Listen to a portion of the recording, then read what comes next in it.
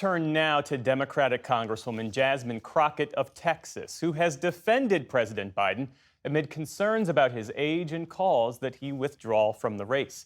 I spoke with her earlier today. Congresswoman Jasmine Crockett, welcome to the NewsHour.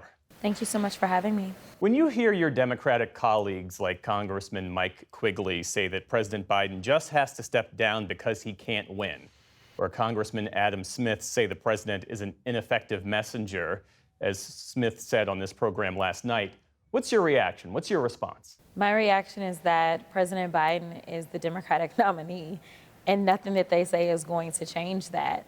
Listen, when it comes down to it, we have a democratic process, and he was duly elected as our nominee. He has said that he's not stepping down, and at the end of the day, he has a record to run on.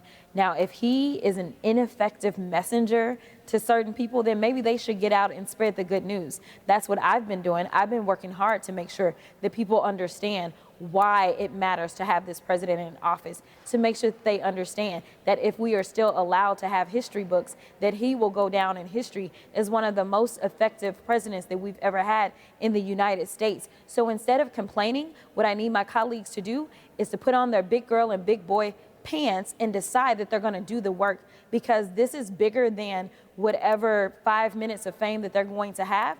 We are supposed to be working on behalf of the American people and let them know about the dangers of Project 2025. Let them know about the dangers of MAGA and the fact that right now they don't want to feed people in this country. Let them know about the fact that they are pushing for a national abortion ban. Let them know about the fact that they are trying to invoke loyalists as the only people that can work in the federal government. Let them know about the fact that he is going to go after those political enemies that he perceives. Let them know that this is all about him staying out of prison, and it has nothing to do with delivering to the American people. That's what we need to focus on. So far, no congressional black Democrat has called on President Biden to withdraw from the race. The Congressional Black Caucus, the CBC, has really rallied to his side. Why? What accounts for that level of support? I don't know if there was ever a consensus, but I can tell you that as a black woman living in this country, I understand the harm that will be felt if Donald Trump is back in office. And I think that what we as Black Caucus members understand is that black people will be the first ones harmed, and we will be the most harshly harmed. And so for us, this is about doing what is right and recognizing what this president has done. Even if it hasn't said, oh, this was for the black folk, we can tell you that he has done a lot specifically for the black community, whether we're talking about the debt relief that has been sustained as a result of the student loan debts, or whether we're talking about the fact that he has decided that those that had felony convictions or federal convictions as it relates to marijuana, making sure that he could clear that up. There is so much that he's done, whether we're talking about putting the first Supreme Court justice that is a black woman on the Supreme Court, or appointing more African Americans to our benches as a whole, or investing over $14 billion in HBCUs, a number that has never been had. In fact, the previous administration did about $253 million. So let me tell you, we understand what this president has done and is willing to do specifically for our community. We know that we will be the hardest hit if Trump is allowed to take the White House back, and we also know that this president has specifically delivered for the black community.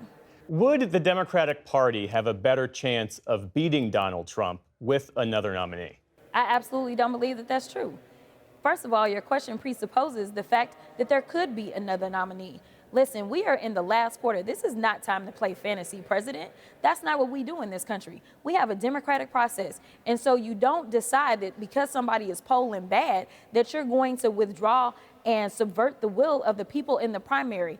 If somebody felt like he was a problem, then they should have ran and they should have beat him in the primary. They didn't do that. So at the end of the day, he has a record that spans not only his presidential career, but spans approximately a total of 50 years. That is what he can run on. And what people need to understand is that even though the Supreme Court has decided that we will anoint presidents and make them kings, we don't have that currently. We have a democracy. And so it's bigger than just the president. So at this point, I just want to keep it real with everybody. This isn't about having the perfect candidate.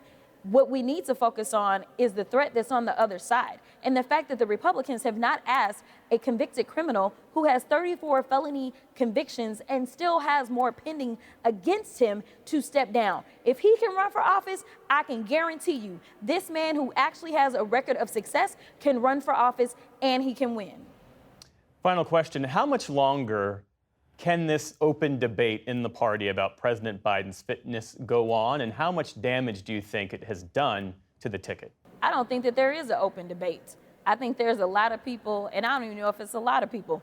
There are people that are yapping their gums. But what is there to debate when there is no mechanism for having another nominee? The president has been very clear.